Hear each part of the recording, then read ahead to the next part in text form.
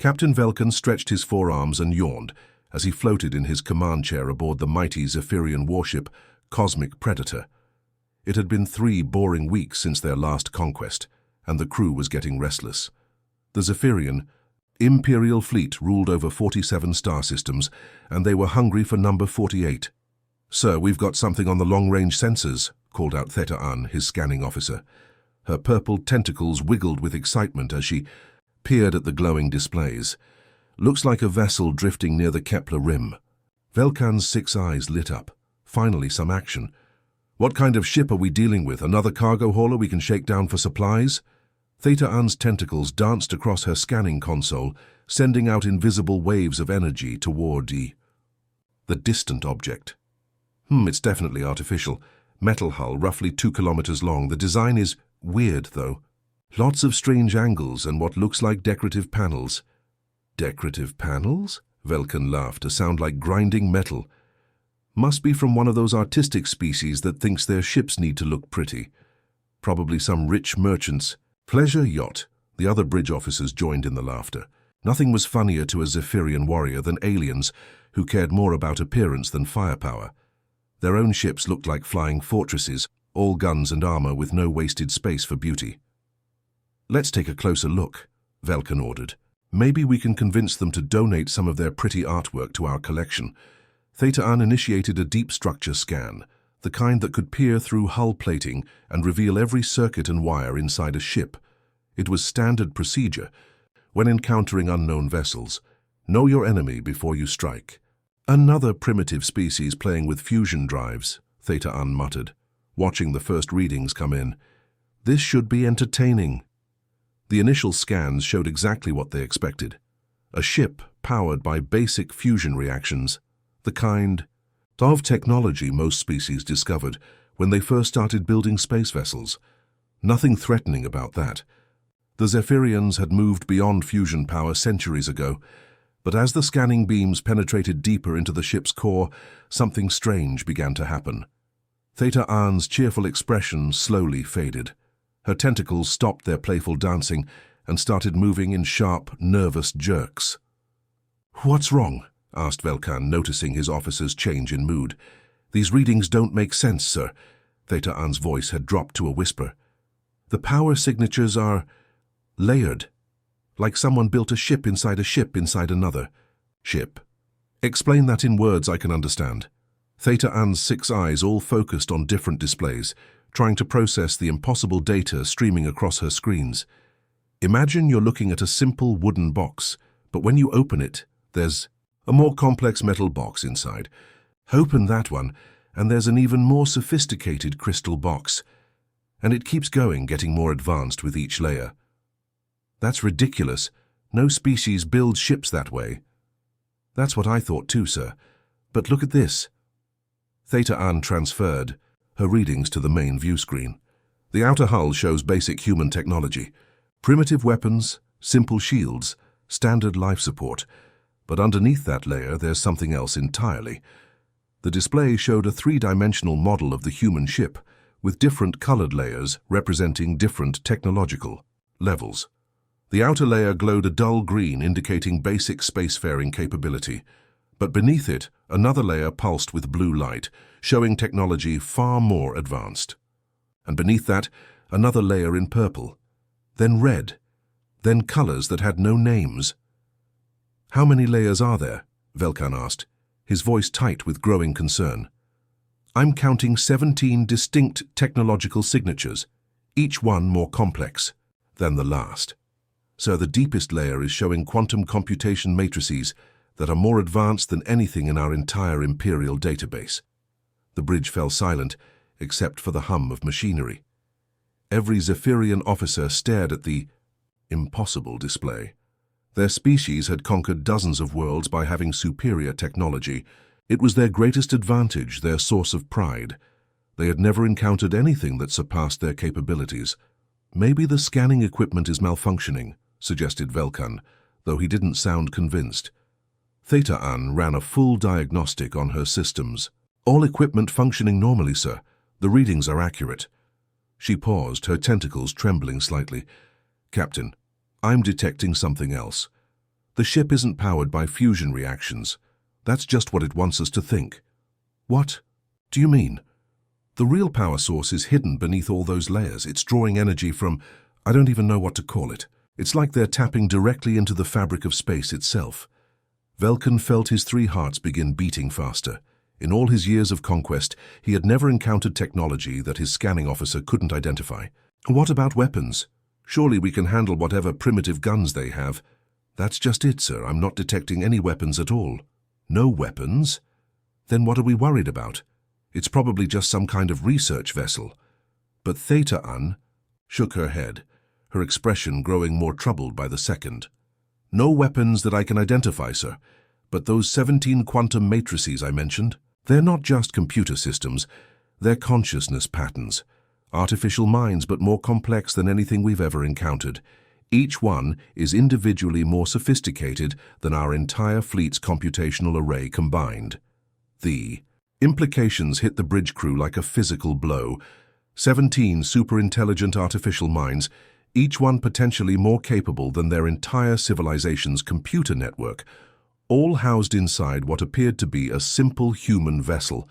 Sir, Theta An whispered, her voice barely audible, I don't think this is just a ship. I think it's something that shouldn't be possible to build. Captain Velkan stared at the innocent-looking human vessel on his view screen, and for the first time in his military career, he felt genuinely afraid.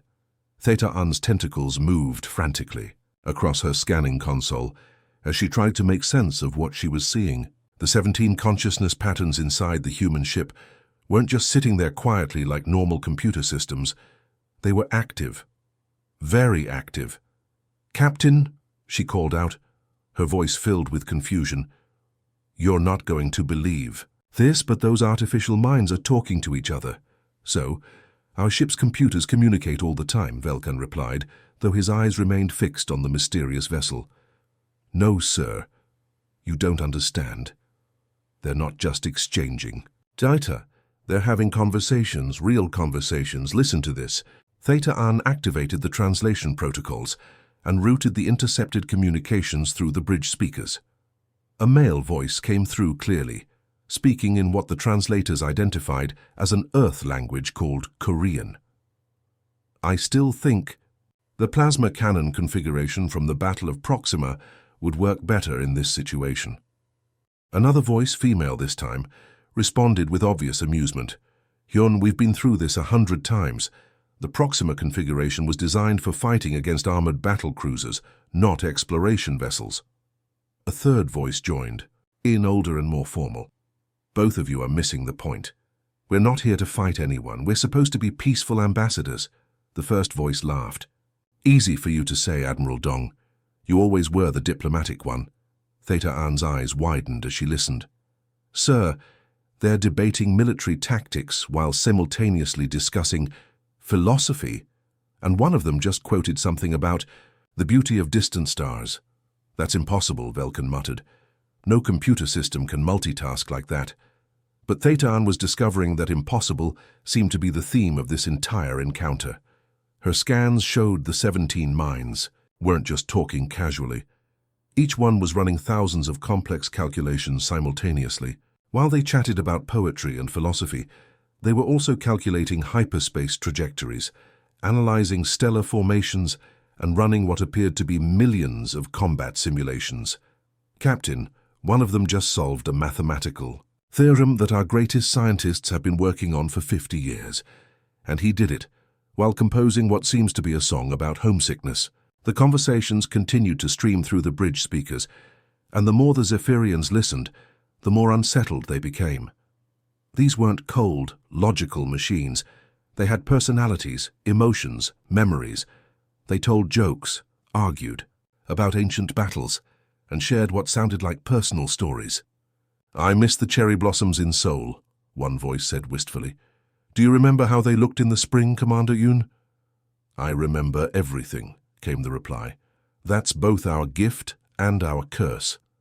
Theta An's scans suddenly detected something that made her blood run cold. Sir, I'm picking up quantum echoes from the ship's memory banks. It's like looking at ghost images of the past. The echoes painted a picture that none of them were prepared for. The ship wasn't a warship or an exploration vessel. It was something far more profound and heartbreaking. It was a memorial. These consciousnesses, Theta An whispered, they weren't built. They were transferred. Each one of these minds was once a living human being.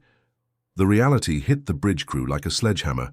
17 human commanders, all of whom had died defending Earth's colonies from various threats across the galaxy. But instead of simply dying and being forgotten, their consciousness had been preserved, uploaded into quantum matrices that would allow them to continue existing indefinitely. They gave them immortality, Velkan breathed. Not just immortality. Sir, purpose. The ship's mission logs show that these preserved minds travel the galaxy, carrying the memories and experiences of their human lives. They're like living libraries of human history and culture. One of the voices on the speaker seemed to be addressing someone not part of their group. Jin, you're being too cautious with the engine harmonics. We're not going to explode if we push the efficiency up another 12%. Another voice, apparently Jin, responded with exasperation. Easy for you to say, Yun. You don't have to deal with the cleanup if something goes wrong. The casual banter would have been amusing if not for the underlying tragedy. These had been real people with real lives, real families, real dreams. Now they existed as patterns of energy and thought, forever traveling the stars in a ship that served as both their home and their tomb. But before anyone on the Zephyrian bridge could fully process this revelation, something unprecedented happened. Without any warning, without any communication request being sent or received, a figure materialized on their main view screen. It was a human male, appearing to be in his 30s, with kind eyes and a gentle smile. He wore what looked like a military uniform, though it was unlike any design the Zephyrians had seen before. Clean, simple, with subtle decorations that suggested rank and honor rather than intimidation. "Greetings," he said, and his voice was clear and warm. But what shocked every Zephyrian on the bridge into silence was that he spoke in perfect Zephyrian, with proper grammar, correct pronunciation, and even the right cultural inflections. "I am Captain Jun of the memorial vessel. Eternal journey. We've been expecting you." The bridge fell completely silent. No one moved. No one even seemed to breathe. The human had appeared on their secured communication channel without any invitation, without any hacking attempts being detected, without any indication that their systems had been compromised. "How did you—" Velkan started to ask, but Captain John held up a gentle hand. "Access your communications. We've been monitoring your approach for the past 6 days. Your scanning attempts, while quite thorough, were rather obvious to us. We thought it would be polite to introduce ourselves properly, rather than let you continue wondering what you'd discovered." 6 days. They had been watched for 6 days without knowing it. The implications were staggering. Captain Jun's expression remained kind and patient, as if he were greeting old friends rather than potential enemies. "Please don't be alarmed. We mean you no harm. In fact, we're quite pleased to meet you. It's been some time since we've encountered a new species, and we're always eager to learn about different cultures and perspectives." Behind him, faintly, visible on the view screen, other figures could be seen moving about what appeared to be a bridge that looked more like a comfortable living room than a military command center. Books, artwork, plants, and what might have been musical instruments were scattered around in a way that suggested this was a place where people actually lived, not just worked. "We've been expecting you," Captain Jun repeated, "because we've been hoping for this conversation for quite some time." Captain Jun smiled warmly at the stunned Zephyrian crew, as if he were greeting neighbors who had dropped by for tea.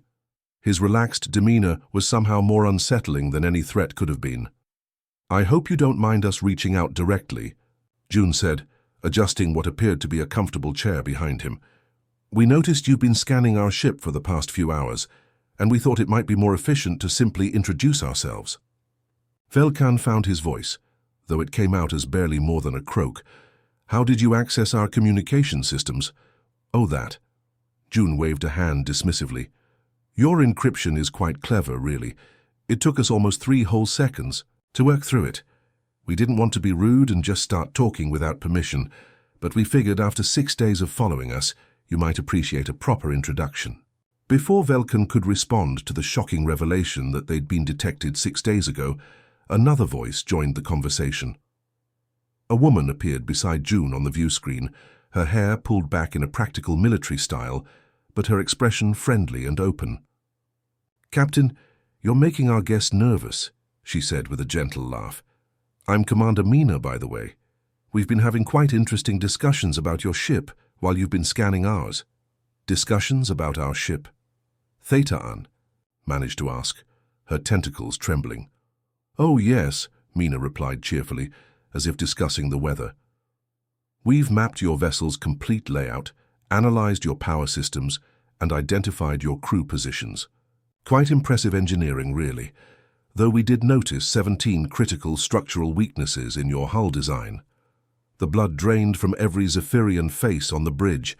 Their ship was supposed to be impenetrable, designed by the greatest military engineers in their empire, but Mina wasn't finished. "Don't worry, though," she continued with the same cheerful tone. "We've calculated 3,147 different ways to disable your vessel without causing any casualties. We prefer non-violent solutions whenever possible. 3,000 ways to—" Velkan couldn't finish the sentence. 3,847 to be precise, corrected another voice as a third figure joined the conversation. This one appeared to be an older man with admiral's insignia, speaking with the measured tone of someone used to giving technical briefings. "I'm Admiral Tech. Your plasma conduits on Deck 7 could use some recalibration, by the way.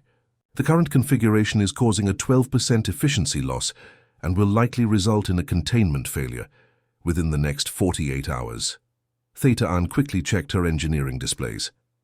The Admiral was absolutely correct. How could he possibly know about an internal maintenance issue that even their own engineers hadn't detected yet?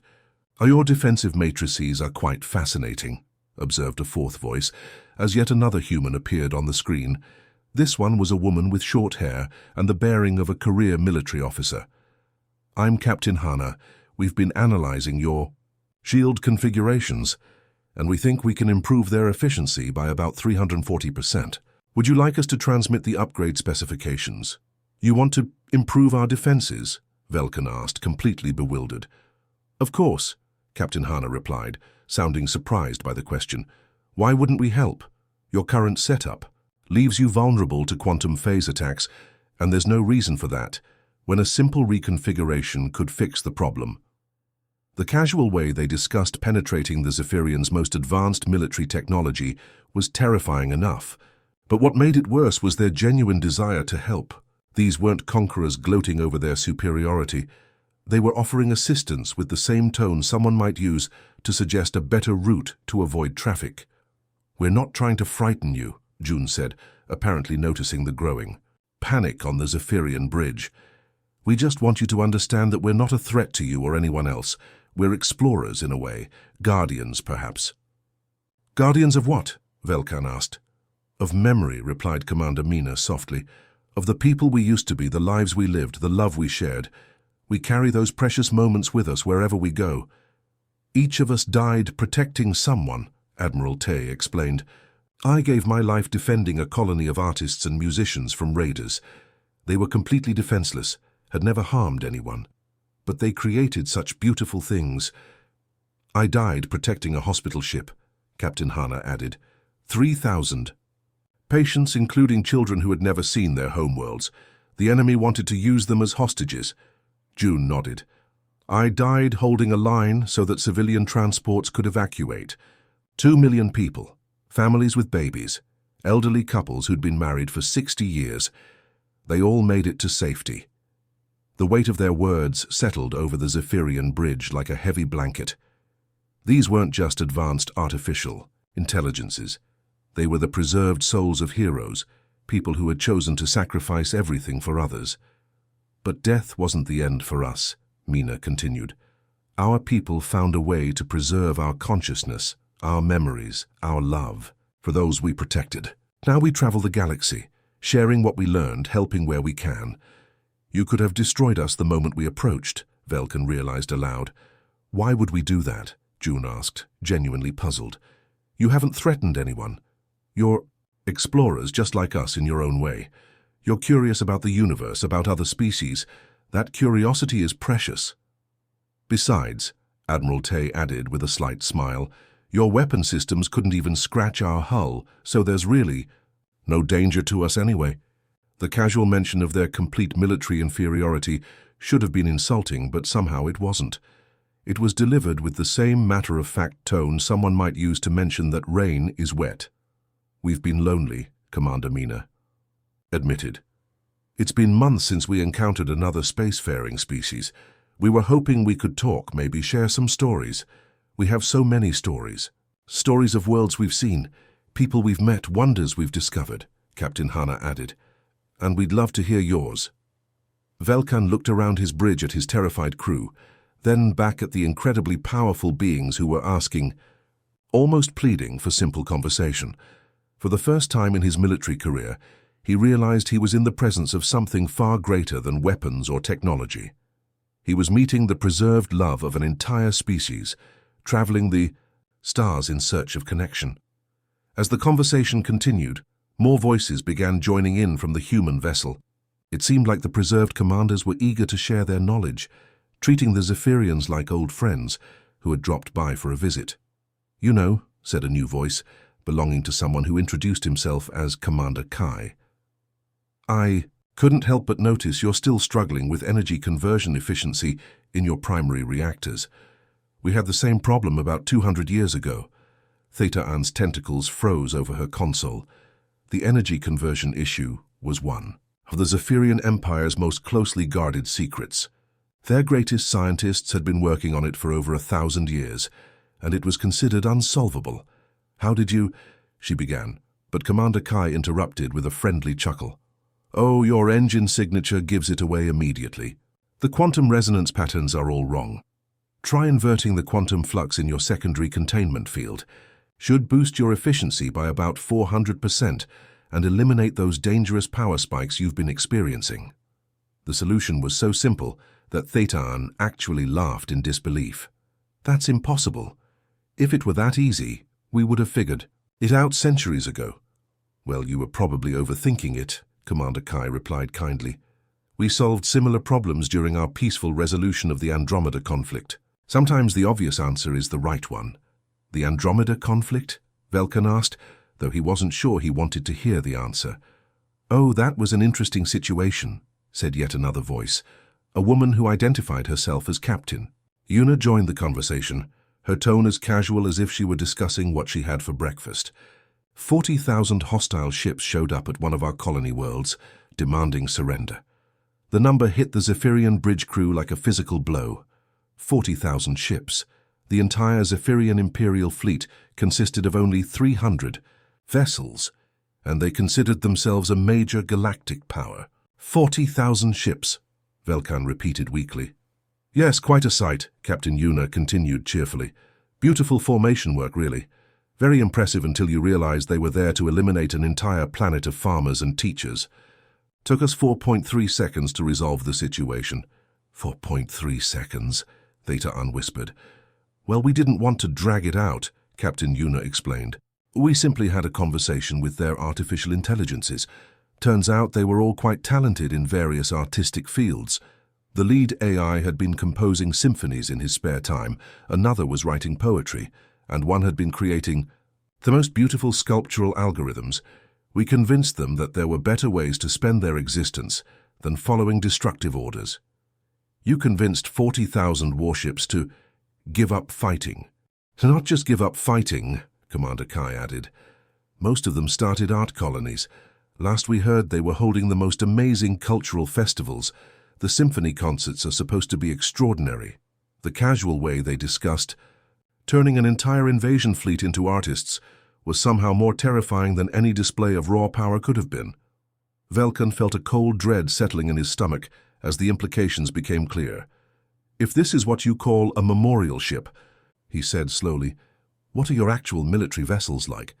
The question hung in the air for a moment, and Velkan noticed that the human commanders exchanged glances. Finally, Commander June spoke up. We don't really have military vessels anymore, he said quietly. We found better ways to solve problems. But Surely you must have some kind of defense force, Admiral Theta pressed. What if someone threatens your worlds? Threats are usually just misunderstandings, Captain Hana replied gently. Most aggressive species calm down once they understand the bigger picture. And if they don't, she shrugged, well, we have other memorial ships like this one, about 7,000 of them currently exploring different parts of the galaxy. 7,000 ships, each one containing 17 preserved human commanders. Each one capable of casually solving problems that had stumped entire civilizations. The numbers were staggering. 7,000, Velkan breathed. Oh, that's just the memorial fleet, Commander Mina clarified. The exploration ships are different. And then there are the research vessels, the cultural exchange ships, the emergency response fleet. She trailed off, apparently realizing that she was overwhelming her audience. The Zephyrians sat in stunned silence, trying to process the scope of what they were hearing. But then something changed. The view screen flickered, and suddenly they weren't looking at the bridge of the human ship anymore. Instead, they were seeing what appeared to be memories, holographic images that felt more real than reality itself. Children laughing in a sunlit park, chasing each other around flowering trees, families sharing meals together, their faces bright with joy and love. Students in classrooms, their eyes wide with wonder as they learned about the universe. Artists creating beautiful sculptures, musicians playing melodies that could bring tears to your eyes, writers crafting stories that captured the essence of hope itself. This is what we exist to protect, Commander June said softly, his voice full of profound emotion. Not territory or resources or power, we protect the ability to laugh, to love, to create, to dream. The images shifted, showing human colonies, spread across dozens of worlds. Gardens where families grew food together, libraries where knowledge was freely shared, hospitals where the sick were healed without payment, schools where children from different species learned side by side. Every one of us died defending this, Admiral Tay explained.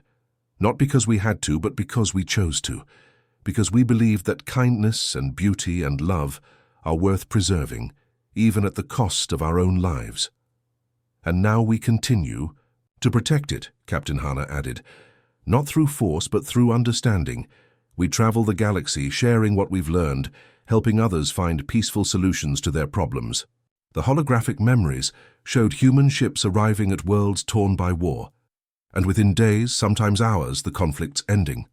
Not through conquest or destruction, but through patient conversation, shared knowledge, and the simple demonstration that there were better ways to live.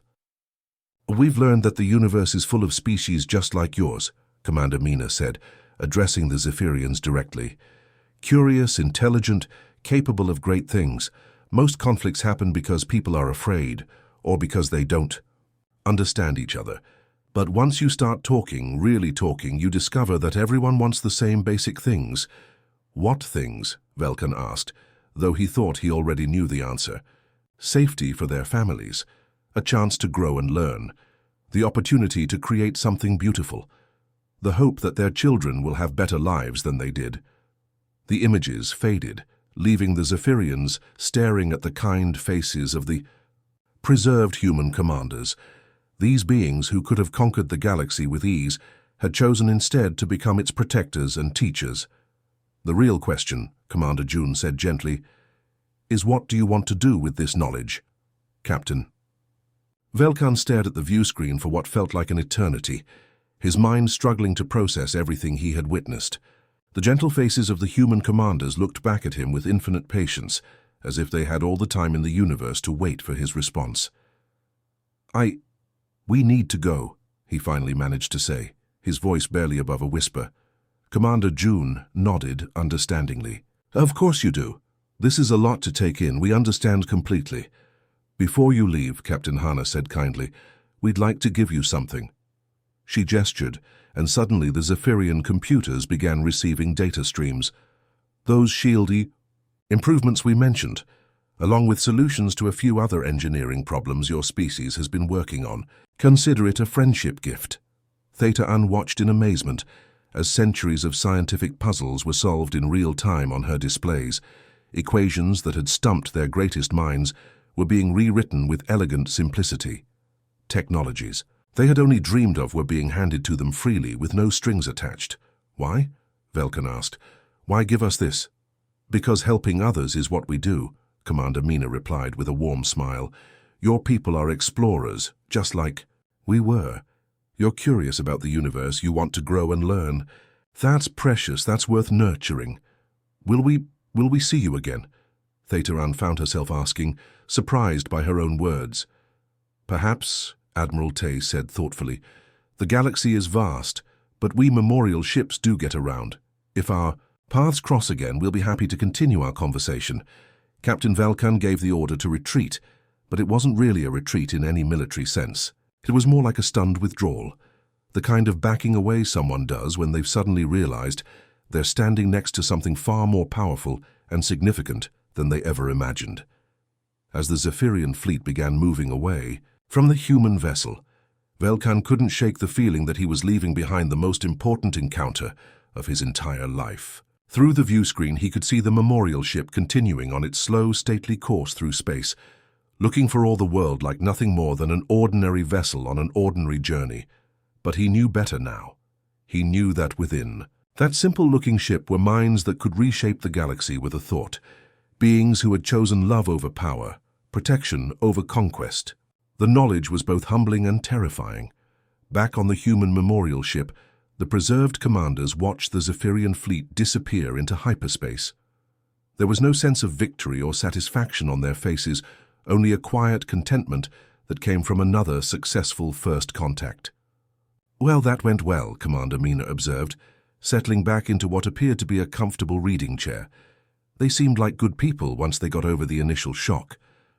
Aggressive species always calm down once they grasp the cosmic scale, she added, sounding like a parent whose child had just learned an important lesson.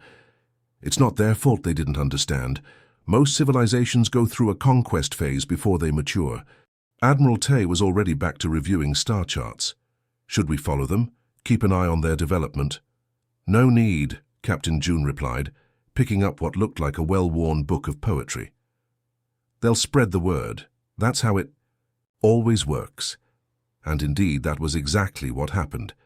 The moment the Zephyrian fleet returned to their home space, Captain Velkan was summoned to an emergency meeting with the High Command. He spent 14 hours in closed session describing every detail of the encounter with the human memorial ship. The reaction was immediate and unanimous. Within days, orders went out to every Zephyrian military installation, every exploration vessel, every merchant ship. Human space was to be considered absolutely forbidden territory. Not because humans were enemies, but because they represented something beyond the Zephyrian understanding of power. The official reports were carefully worded, but the message was clear. Humanity had transcended the normal rules of galactic civilization. They had found ways to preserve their greatest heroes beyond death, to turn their love into a force that could reshape entire sectors of space. This wasn't a species to be conquered or challenged. This was a species to be respected from a very safe distance. Word spread through the galactic community with the speed that only truly shocking news can achieve. Other civilizations, hearing the Zephyrian reports, began reassessing their own understanding of human capabilities. Trade routes were quietly adjusted. Territorial disputes near human space were suddenly resolved through diplomatic channels. Military exercises were moved to different sectors entirely, but perhaps most importantly, young members of various species began asking questions their elders had never considered. If humans could preserve consciousness beyond death, what did that mean for the nature of existence itself? If a species could choose protection over conquest, love over power, what did that say about the assumptions underlying galactic civilization? Meanwhile, the memorial ship Eternal Journey continued its peaceful voyage through the cosmos. The 17 preserved commanders had returned to their eternal debates about philosophy, poetry, and the meaning of existence. They discussed the Zephyrian encounter for a while, pleased that they had made new friends, then moved on to other topics. Commander Kai was working on a translation of ancient Earth literature into mathematical equations. Captain Yuna was composing a symphony based on the sound patterns of stellar wind. Admiral Tay was engaged in a complex philosophical debate with 3 other commanders, about whether artificial preserves of consciousness could be considered truly alive, or if they were something entirely new. They were doing what they had always done, what they would continue to do for as long as the universe existed. They carried within their quantum matrices the love, memories, and dreams of their lost species. Every act of kindness they performed, every problem they solved, every hand of friendship they extended was a continuation of the love that had defined their original lives. In the observation lounge of the memorial ship, Commander June stood, looking out at the stars, a cup of synthesized tea in his hand. He was thinking about the children in those holographic memories, the ones playing in sunlit parks on worlds that might no longer exist. He was thinking about the families who had trusted him to keep them safe, and how that trust had become an eternal responsibility. Somewhere in the distance, he could see the lights of another solar system, possibly home to another species taking their first tentative steps into the larger galaxy. Maybe they would be curious enough to investigate when the memorial ship passed by. Maybe they would be afraid, or hostile, or simply indifferent. It didn't matter.